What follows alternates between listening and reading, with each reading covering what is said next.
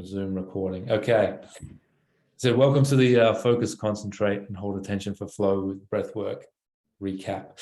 I'm Paul Price, and I'm excited to be hosting this along with Karma, and to get into this world of flow state, focus, and breathwork, and how it all intersects together. So quickly, just again, a bit of my story. I fell in love with the sport of squash at the age of 13.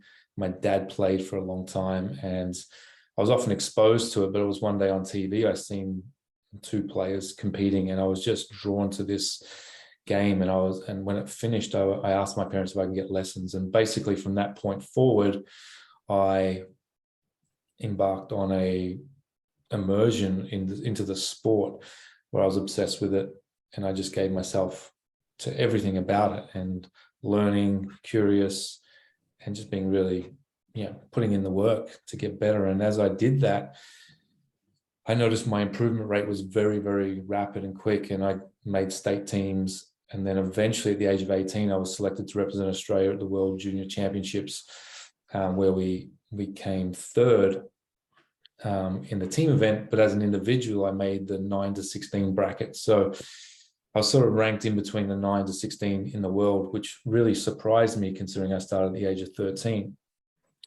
But the most pivotal thing from that moment, that was sort of the catalyst of me setting this massive goal of becoming top 5 in the world and a world champion. And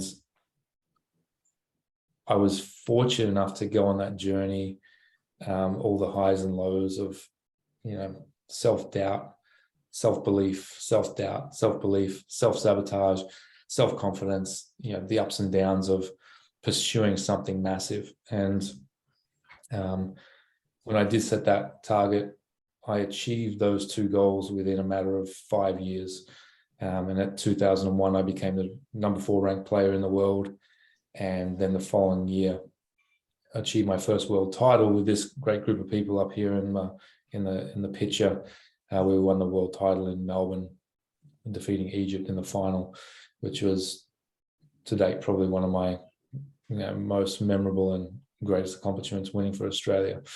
From that point on, I went to become the national squash coach, and now today I'm a flow and performance coach, working with athletes and executives, as I mentioned. So, but this is not the important part of this. The reason that I wanted to share that with you is kind of how did I get that journey, and how do seemingly other people seem to stay focused for the long haul on their big goals, when some fall away, some change, and some just don't achieve and they give up altogether.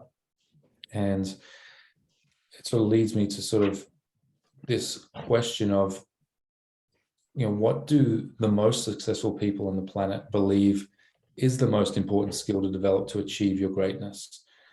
And, if you look at the pictures on the screen there, we can all agree that these people, regardless of whether you're fans of them or not, have achieved pretty remarkable feats in their lifetime. And interestingly enough, a quick story on Bill Gates and Warren Buffett. They were asked at a dinner at one stage, what is the number one skill that you think people need to was basically, the overwhelming factor to your success. And both of them almost instantaneously answered focus. Ability to focus. Now, it sounds pretty simple, doesn't it? But why do people have such a hard time focusing? Richard Branson has also said a very similar thing. And you don't have to scour far from the sporting universe to find that focus is always one of the most prevalent words to be used and thrown around in performance training and things like that. So if focus, in fact, is kind of that key ingredient, and we can all agree that we often lack focus, what then leaves us to be so distracted? So I think we've got to look at focus as not at its own entity, but focus is only useful to us if we combine it with a couple other attributes. One of those being concentration and attention span. And so your ability to focus is essentially to narrow your attention to one thing.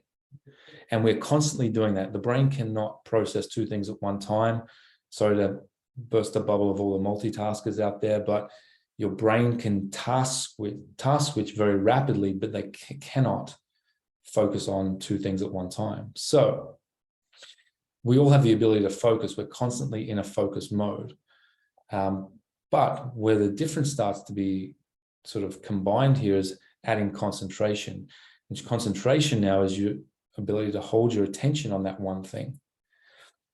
And now combining concentration with an attention span, meaning how long can you concentrate on that one thing for over a period of time. And so I think it's really important to look at this little equation here in two ways. There's the micro moments of focus, concentration, attention span. Can you focus in the next 5 minutes, next minute on a task or a goal? And can you stay focused, concentrate, and hold attention on your big macro goals, the things that you really want to achieve over the long haul of your life or your work or your career? And so as we go through this information, we're going to bounce it back and forth against the micro moments to the macro moments of what really happens when we're trying to chase our biggest goals. So essentially what we've got here is a focusing mechanism here is our ability to set goals. The brain needs something to pay attention to. The brain doesn't have something to pay attention to, it gets distracted very easily. The brain is a lazy thing, and it will look for the laziest thing to focus its attention on so it can save energy and keep us safe and keep us very comfortable. But we as humans don't like that per se. So we need to have this goal-oriented mindset or approach to give us something to actually draw our attention to. What is the one thing I need to do today to move towards my big focus, my big goals? So it might be, this presentation. It might be the workshop you're going to deliver. It might be the proposal you have to write. All these little micro things that add up to massive success over time. So setting a goal, so having macro goals and then micro goals. What is the 3 things you're going to do today that are in lieu of winning the day and winning your way towards your main goals? I kind of look at it, focusing and goals as your GPS. We kind of set this, destination in our GPS, and then we press go, and then we let go of it, and we just follow the next direction, the next thing, take a left at the next turn. And that's all we're focused on. We focus on that one thing, next turn, and then the next turn, then drive 100 Ks on the highway. So we're very good at following a GPS, and we've got to use our goals in that capacity as well. Destination, and then what are all the steps to get there? And that allows us to focus from moment to moment to moment. But then we've got to have the duration, the concentration. So how do we keep our attention on this one thing? This is where we need to eliminate our internal and external distractions. And in a work environment, we're easily distracted by technology, work colleagues, phone calls, hunger, thoughts, daydreaming, all the things that come up externally and internally. So we need to practice our ability of basically eliminating or pausing on these distractions. And not all distractions are bad. Some distractions are actually exciting and good, but equally it takes us away from what we're focusing on. And then to hold attention for the long duration, we need to be able to have the energy and also the control over our nervous system to stay regulated long enough so that we can stay in a focused state. And if we can achieve these things, then it's going to mean massive success. It means productivity goes through the roof. It means a lot of great benefits. So, but in a world of distraction, with constantly being demanded of our time and our energy, by more so now than any other time in history, how the hell do we stay focused, concentrate, and hold our attention long enough? And the research suggests that our ability to hold attention and stay focused right now is less than the ability of a goldfish. Goldfish can focus, concentrate, and hold attention longer than a human being, which is a pretty sad state of affair. But when you look at the stats as well, the average knowledge worker is only productive for about 2.3 hours per day. And every week they spend about half their day duplicating work they did the week before. We check our emails about 36 times a day, per hour, sorry. And we're interrupted approximately about 56 times per day. And so essentially, we also waste about 36 hours in unnecessary meetings a month. And the most devastating of all, the average knowledge worker is interrupted every 11 minutes. And when we're interrupted every 11 minutes, it takes us 23 minutes to get back into a focused, concentrated, deep, concentrated state. Now, that's a massive impact on your progress towards your overall goals. And we haven't even sort of mentioned social media yet. And we all know how easily distracted we are by that. So the attention is basically your access point to peak performance. And your peak performance exists where my favorite topic to talk about these days is where flow state lives. And flow state essentially is, the technical term for this is the optimal state of consciousness where we feel our best and perform our best. But one of my most favorite definitions of this is flow is defined as a mental state in which the individual transcends conscious thought and achieves a heightened state of effortless and unwavering concentration, calm, and confidence. The flow state keeps pressure and distractions, both internal and external, from creeping into their minds and potentially harming their performance. And those who can achieve and maintain and regain flow are mentally tough. And this state is critical for achieving personal excellence.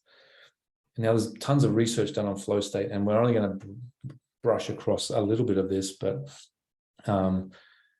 we all experience this state of flow on a micro and macro scale.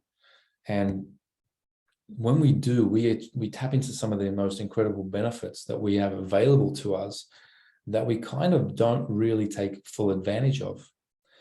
And so certain studies like McKinsey have done a study that found that there's a 500% increase in productivity by executives who regularly access flow states, meaning that you could basically work all day Monday in flow and take the rest of the week off and still be as productive as your competition.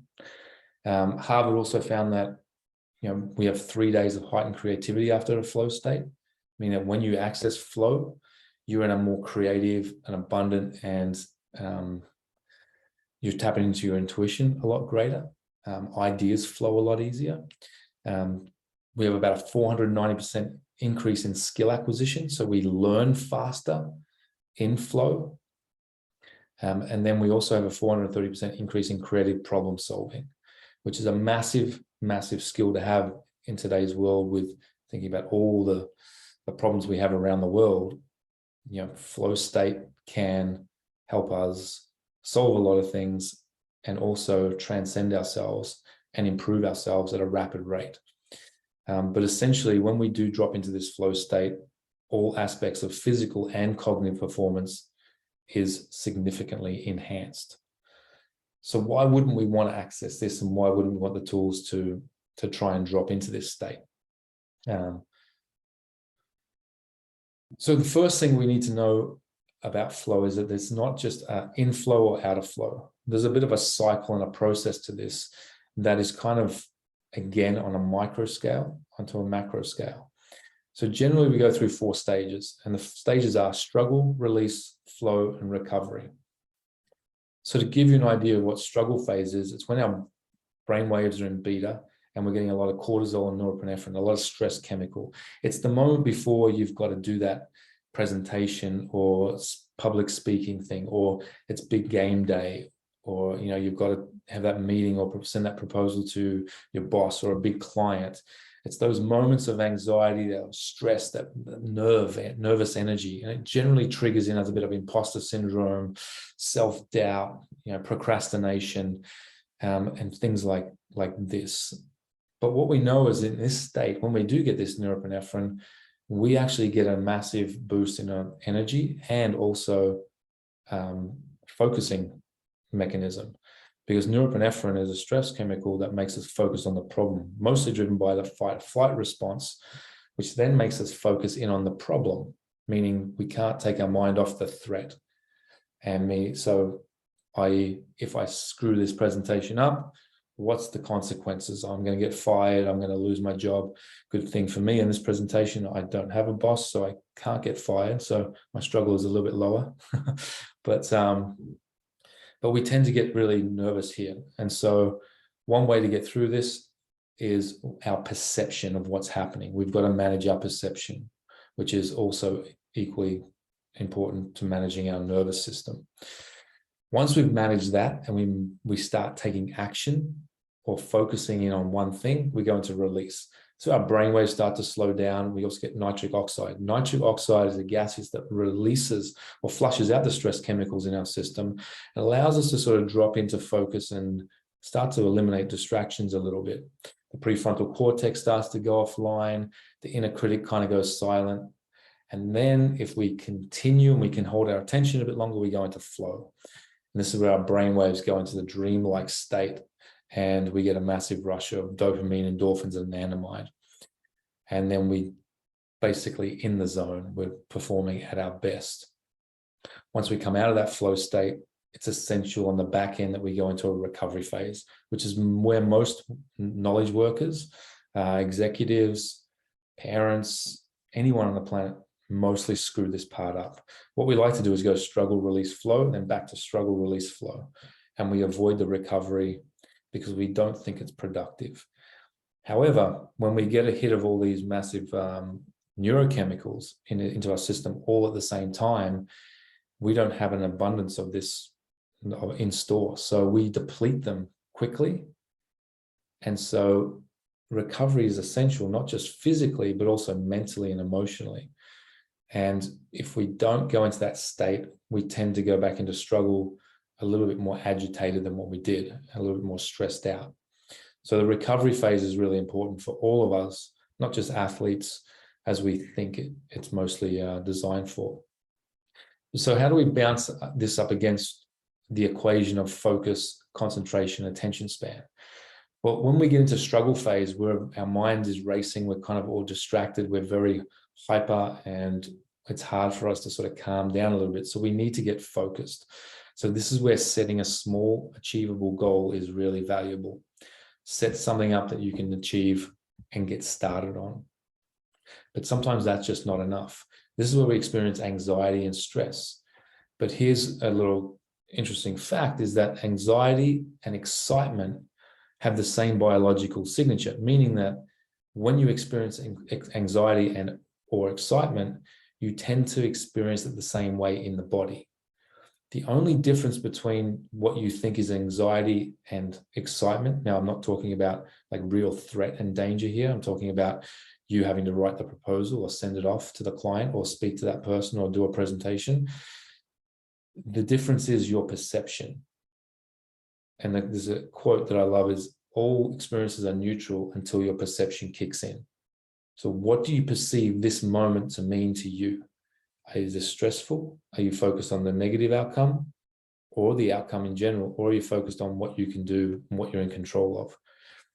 And just by saying, when you feel this level of stress and this tension, just by stating out loud, I am excited, I am excited, I am excited 3 times, actually shifts that perception and changes the way it feels in your body enough for you to take that action on what you want to focus on.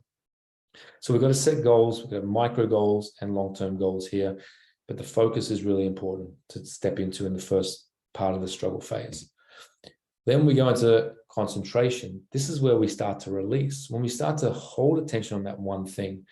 In sports, we have pre-performance routines, meaning like we do certain things, we warm up, we stretch, we have little routines that drop us into this release phase, that trigger this more relaxed state, help us take our mind off the problem or the issues we think we have and focus on the thing that we can control. And so, for example, if you think about Rafael Nadal playing tennis, he's got, before he serves, before he goes on court for the game, he's got this meticulous little order that things have to happen in, to the point where he even pulls a wedgie out of his butt every time he serves.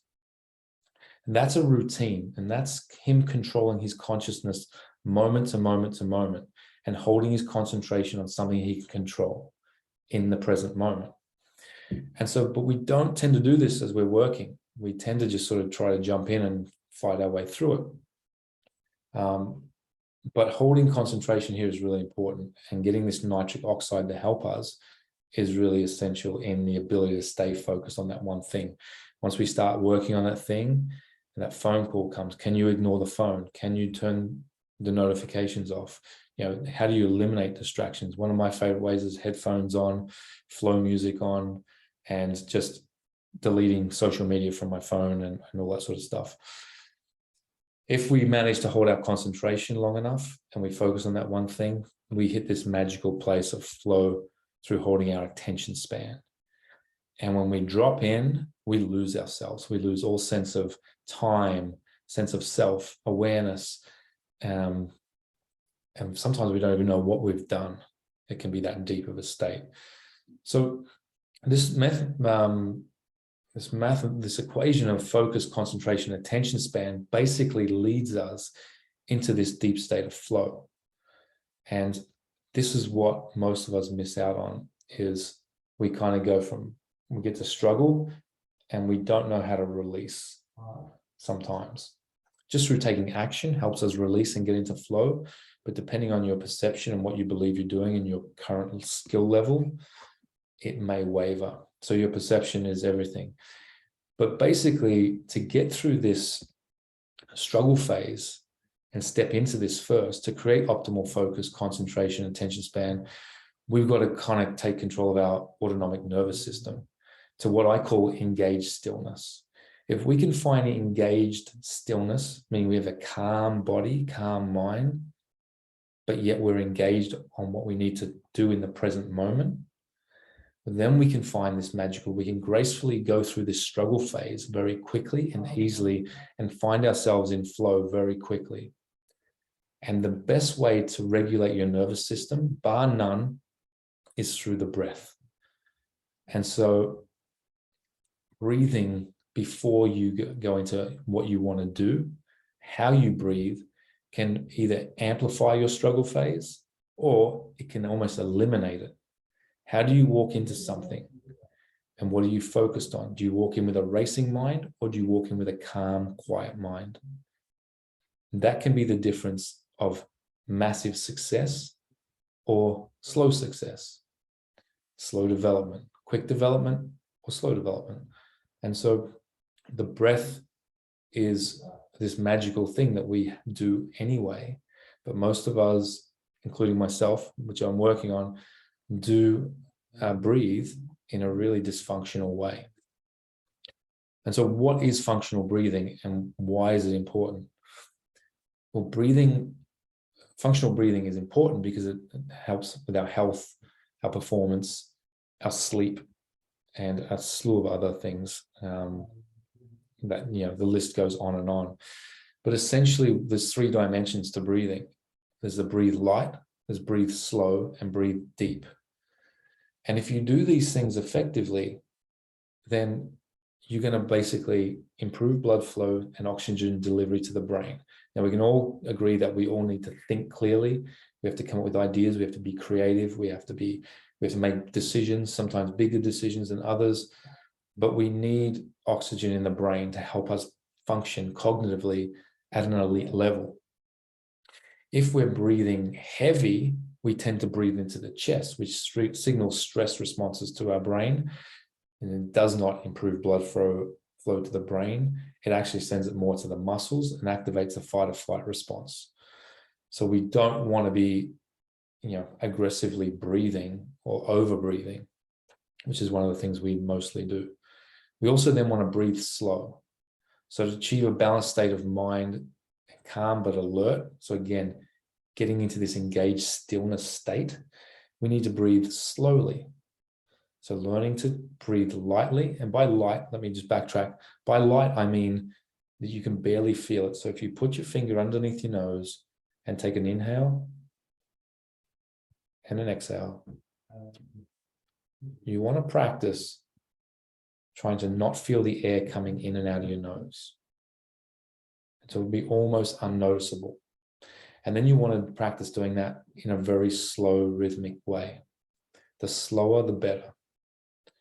But then we wanted to increase our attention span. We want to make sure that we're breathing deep. And by deep, I mean low into the belly, not deep aggressively. I mean slowly and deep all the way into the belly and all the way out. So you're filling up your lungs and activating all the neurons and capillaries and everything that is stored lower in the lungs rather than into the chest. So we want to learn to breathe light, breathe slow, and breathe deep. And this is just on a day-to-day basis. Okay, so there's different breathing techniques to stimulate performance, to increase arousal if you feel a bit demotivated. Sometimes we need to slow down if we're a bit too aroused, a bit too nervous. So knowing where you are with your nervous system and what your perfect or your zone of performance looks like, meaning like, what do you feel? Like 10 out of 10 is like, I need to be fired up. And 0 out of 10 is kind of like, I need to be totally chilled. But generally, we need some sort of form of stress, some agitation to get us into action mode. So, but what is the optimal state for you? Is it a 5 out of 10? Is it 6, 7, 8? Where do you perform your best? And a great way to learn to regulate that is paying attention to your breath and how you breathe. But functional breathing. So what are the true benefits of this? Is one, it increases blood flow and oxygen delivery to the brain. It stimulates the vagus nerve. So stimulating the vagus nerve elevates our heart rate variability. A higher heart rate variability has a ton of health benefits, but also keeps us in a rest and digest mode. And we perform more optimally with a higher heart rate variability. We achieve optimal movement of the diaphragm, meaning we breathe properly. And if our diaphragm is activated, we actually activate the core muscles and support our back a lot better. So if you're sitting at your desk and you're crunched over too much, you cannot breathe optimally, and you cannot breathe through your diaphragm, which is going to create stress and send a stress signal to your brain, which will agitate you and leave you more vulnerable to distractions. So sitting up straight so you can open the channel of breath is very helpful. So again, screen up and cool things like that. It'll bring calm and stillness to the mind and body. It pulls and releases nitric oxide. So just back on this slide here, you can see the horse's nose. We want to do all of this through the nasal passage. The nose is for breathing, the mouth is not. Mouth breathing, as they say, makes you more stupid, or makes you stupid. In my case, it makes me more stupid. So we want to learn and practice breathing through our nose. And when we do breathe through our nose, we pull and release more nitric oxide into our system, which then sends a relaxation response to our body. And when we're doing this, we have more increased access to flow states. When we trigger the present moment more often, we can stay grounded, centered, calm, quiet, and focused.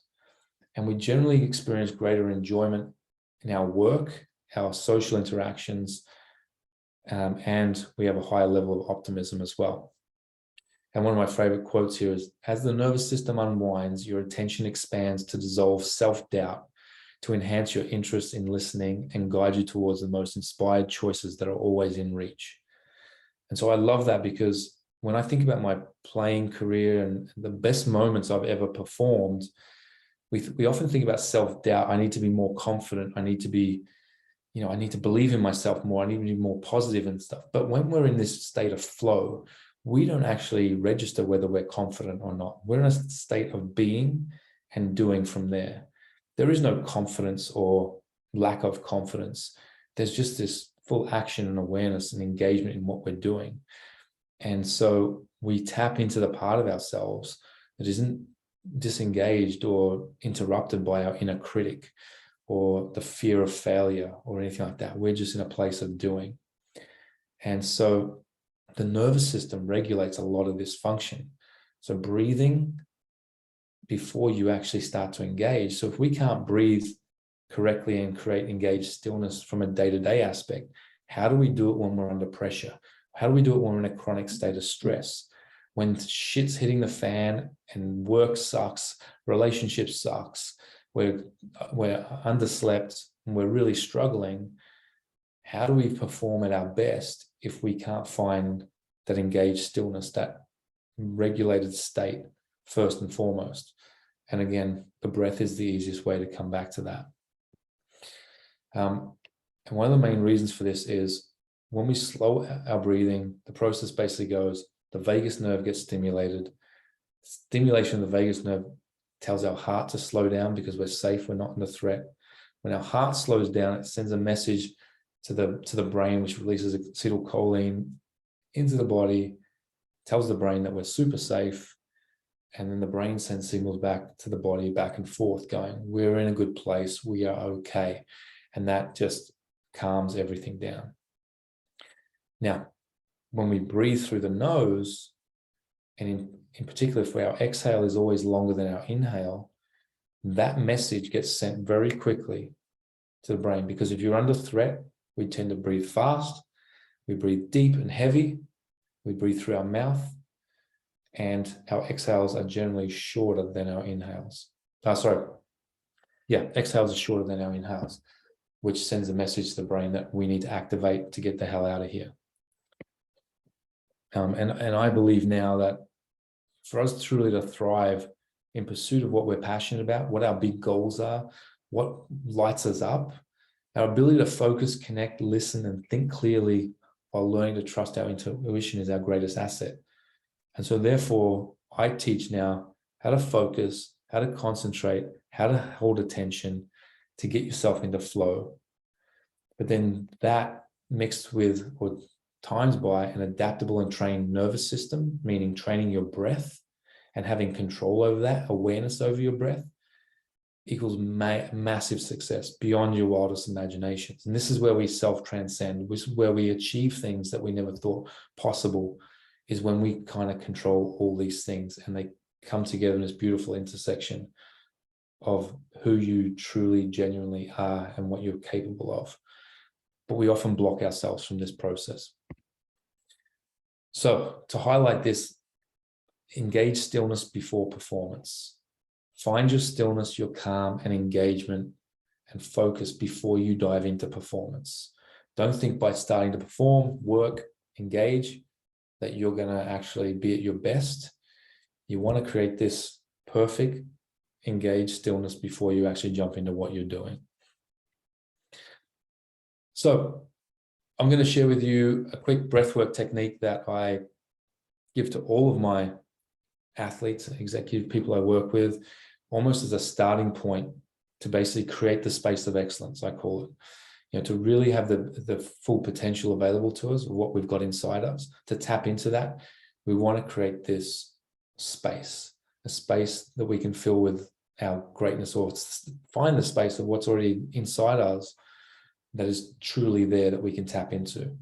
I don't think you need to add anything.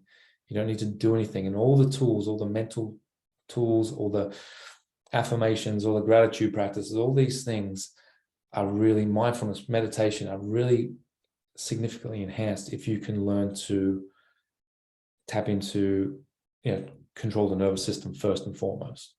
If you've got a racing mind, mindfulness is a hard thing to do, same as meditation. So I ask my clients to do this first thing in the morning, and then also before an important performance or events, something like that. Or if they're just very fatigued and they need a boost in the afternoon, rather than having a 2 o'clock coffee, I get them to do this, and it does wonders for your energy and focus levels for the rest of the day. So, but the reason this flow starter breathwork works, that I've combined a bunch of different techniques together, is that it builds our CO2 resistance. Carbon dioxide is our main driver of breathing. It's not our need for oxygen, it's our need to release carbon dioxide. So the more resilience we have towards holding carbon dioxide in our system, the less we're going to need to breathe. And we want to breathe less, still, and light and slow. So building up our resistance to CO2 is very important. And build up a CO2 in our system opens the blood vessels to release more oxygen that oxygenates our blood and brain more rapidly. This will energize us by accessing the stress response. So we're going to step in, we're going to stress our system intentionally to get that norepinephrine, that little spark and energy that is, useful to drive into the focus and flow. It also helps us train the parasympathetic state, our rest and digest state, after stressing the system. So when we do stress the system through the breath work, we want to know that we can calm down really fast. So when we do face a real life stressful event, we know that we can go into a breath work pattern, trigger our nasal breath, slow, gentle nasal breathing, and go back into parasympathetic state to calm down, where we make better decisions, where we think clearer, and we're able to respond rather than react. The other major benefit of this is lowering our brain waves down to alpha theta. If you remember, in flow, our brain waves go to alpha theta, which is very slow. And so we kind of want to do that to help calm the system down as well, to get deep focus, calm, and is exactly where flow lives. But this also elevates our well-being and our heart rate variability. And so I'm going to guide this through. So it'll take about 4 minutes. And here we go. So I'm just mindful of time. So I want to make sure that we kind of get through this quickly. But basically, we're going to be doing 10 deep breaths through our mouth to stress the system. At the end of the 10th breath, on the exhale, you're going to hold for 10 seconds. Then we'll repeat that by doing 20 breaths through the mouth. On the final exhale of the 20th breath, we're going to hold for 20 seconds. Then we'll do 30 deep mouth breaths. And on the final exhale, you're just going to hold your breath for as long as possible. But I'll probably give you a count of between 30, 40 seconds. And then we're going to go into light, slow breathing through the nose only. And you're going to take a nice, long, deep breath through your nose. And you're going to hold your breath for 15 seconds at the top of the breath. Then you'll exhale slowly and lightly through the nose. And we'll finish up from there. So just get yourself grounded in your seat, hands on your knees, feet on the floor if you can. And just start by closing down your eyes and take a few slow breaths through your nose.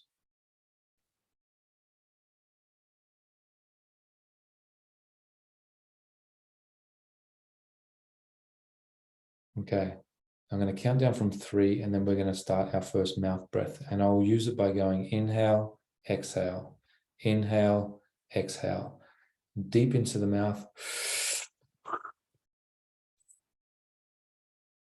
And out. No pause at the top, no pause at the bottom for 10.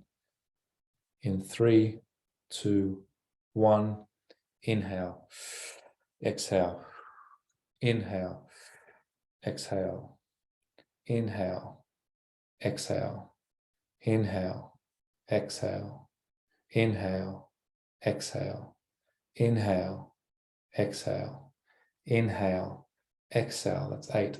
Inhale, exhale. 9. Last one. Inhale and exhale all the air out and hold still with your breath held.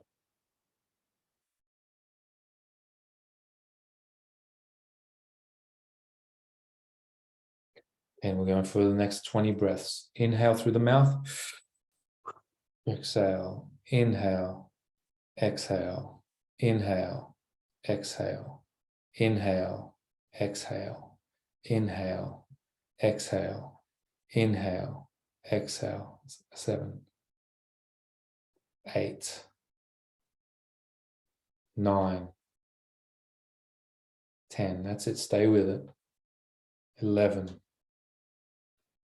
12, 13, 14, 15, that's it. 16, just allow whatever comes up to come up. 17, 18, 19, last one. and exhale all the way out and hold for 20 seconds.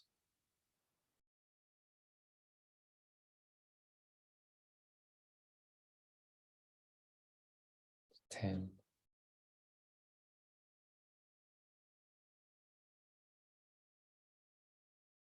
18, 19, 20. Okay, inhale through the mouth. It's 1, 2, 3, 4, 5, 6, 7, 8, 9, 10. That's it. Keep going. We're going for 30. 11, 12, 13, 14, 15, 16, 17, 18. That's it. Keep going. 19, 20. Keep pushing. 21. If it becomes too much, just go back to nasal breathing. Enjoy them when you can. 23, 24, 25, 26, 27, keep going, 28, 29, last one, big inhale and exhale all the air out and hold your breath, sitting in that deep, still, calm silence and stillness.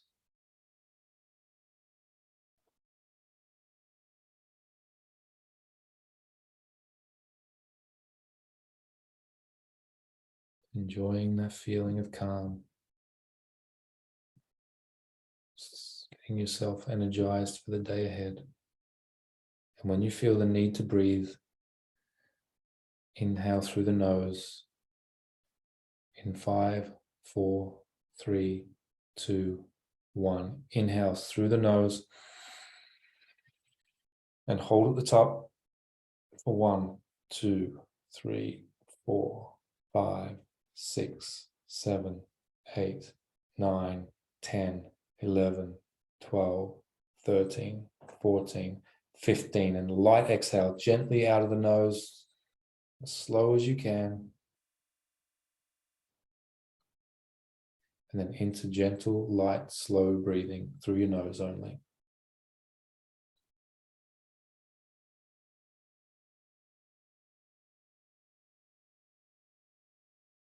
And just bring to mind now something that you're extremely grateful for.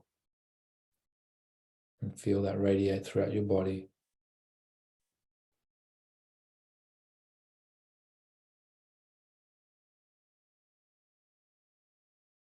And I want you to think of one word that's going to describe the way you're going to attack the rest of the day. So energized, focused, calm, engaged and still. What's your word? And I want you to focus on that for a second. And when you're ready, you can open your eyes, wiggle your fingers, come back into the room, and go from there. So again, thank you for sticking with me. I really appreciate the opportunity to chat and share some information. There was a lot of knowledge in there and I brushed through it pretty quickly. But if you do want to learn more, feel free to reach out, connect with me on social media, LinkedIn, Instagram, or shoot me an email or give me a call to learn more about how we can help you get some more flow if you are so inclined. But thank you, and go out there and do something great. Enjoy the rest of your day.